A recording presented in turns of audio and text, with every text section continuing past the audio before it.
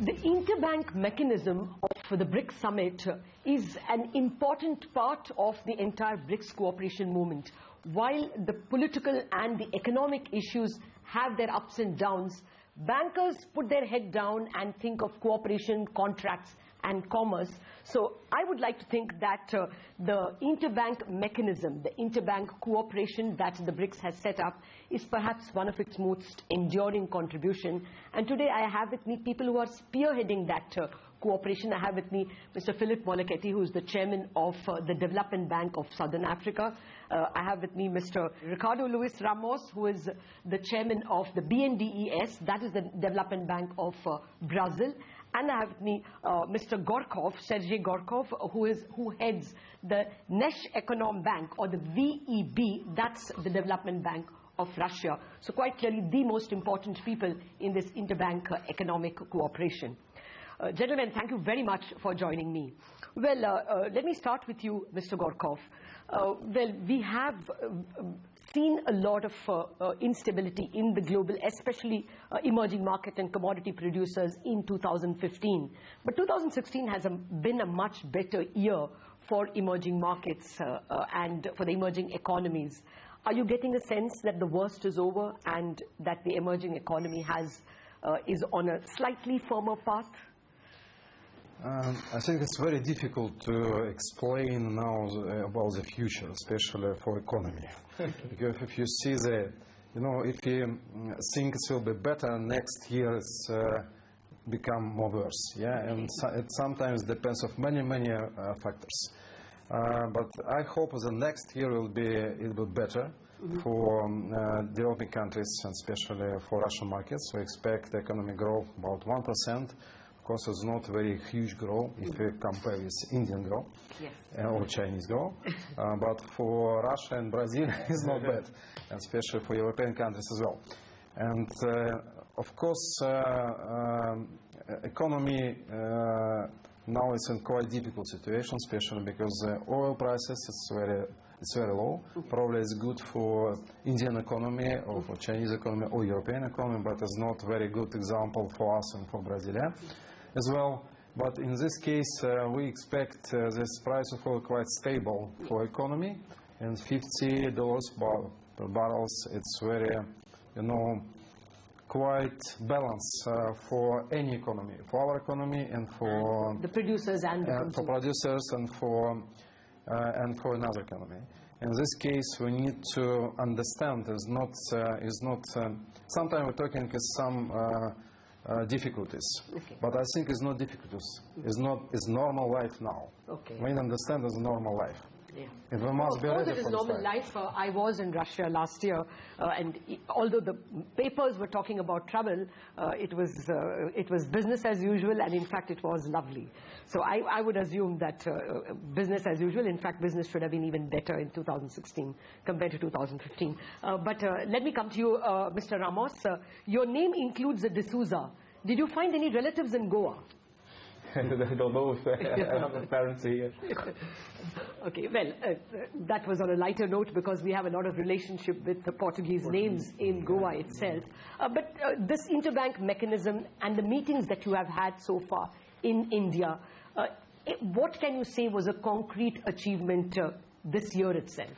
For me, it's the first time that I come to the Brics meeting, and I'm very impressed because we are talking about, in my point of view, we are talking about the future, cooperation, social inclusive development, learning from experiences.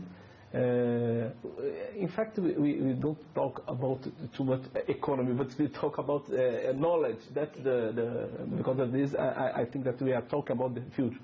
And all the countries and now the new development bank, we are put efforts together in the build a better economy. And in terms of crisis, Brazil is we have a big crisis, a perfect thunderstorm, political economy. But you have turned the thunderstorm we are turning behind you. Yeah, we are turning around, and it's interesting because in this moment, developed banks are more important because we have to take the risk, we have to to work hard in order to push the country to outside the crisis. Well, you know, the people who coined the word Brics, Goldman Sachs, we interviewed them yesterday, and they believe Brazil is today in the same turnaround story that India was in 2014, and at that time we saw a lot of improvement in the economy. So we are very optimistic in the near future. Yes. Let's see, because in the economy we never know.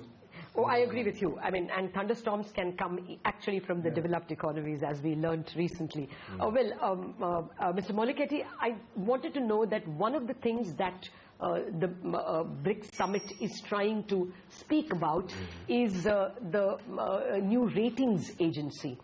How are you approaching? Is this something, as a banker, a ratings agency is very important to you. Is that an idea that South Africa favors?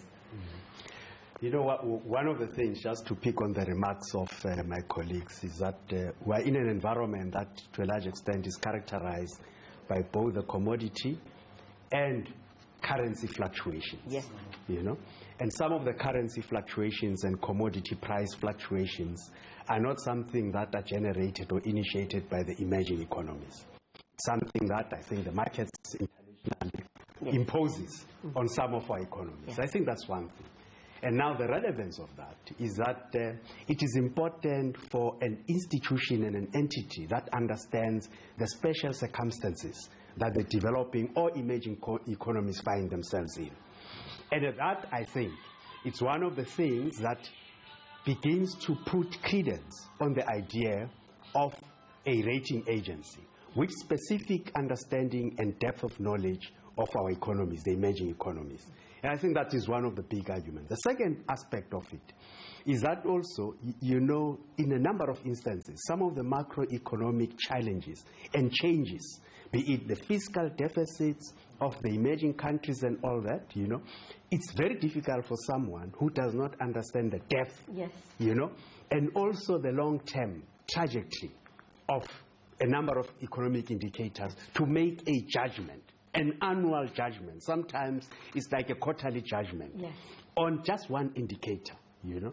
So we say this new institution will begin to understand what goes into, be it the fiscal policies or the monetary policies of emerging economies, taking on board some of the global challenges. But could this Interbank meeting and the larger BRICS meeting give you that understanding that you all could have coordinated fiscal policies or coordinated trade policies?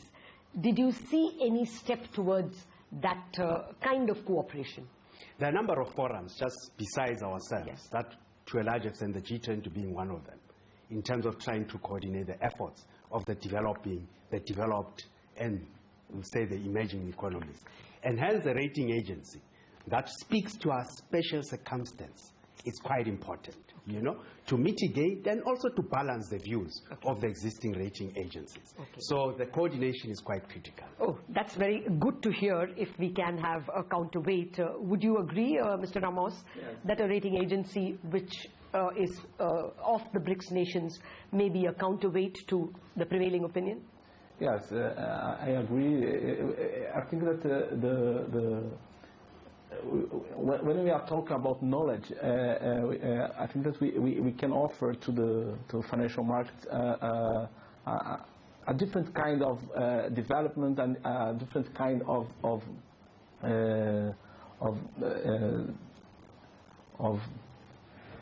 let me see, a different kind of point of view, developed point of view. And because the emerging markets, we have sometimes it's very difficult to us to follow the pattern that the rating agents have. And maybe the best way to face this challenge is to improve the knowledge about our economies. And the BRICS, the cooperation agreement is a big. So that's two things that you expect the BRICS rating agency can bring: better knowledge and also an alternative point of view. Alternative point of view. Because the developed countries have to understand some specific difficult and opportunities that the emerging countries have. Your view, and also, do you think it will be internationally accepted? Because a rating agency would normally appeal to investors beyond only these 6 countries. So will the outside countries accept a BRICS rating? I hope so, because you know, the BRICS economy is more than 30% of world economy. It's not small world. In terms of economy, in terms of population, it's a half. You know, it's a huge part of the world. You know, in this case, I think it's an important step, and now not just in our cooperation, it's an important step for the whole world, because it shows for the world the country, for developing country, can cooperate, and they need to have some institutions, like, for example, rating agencies as well.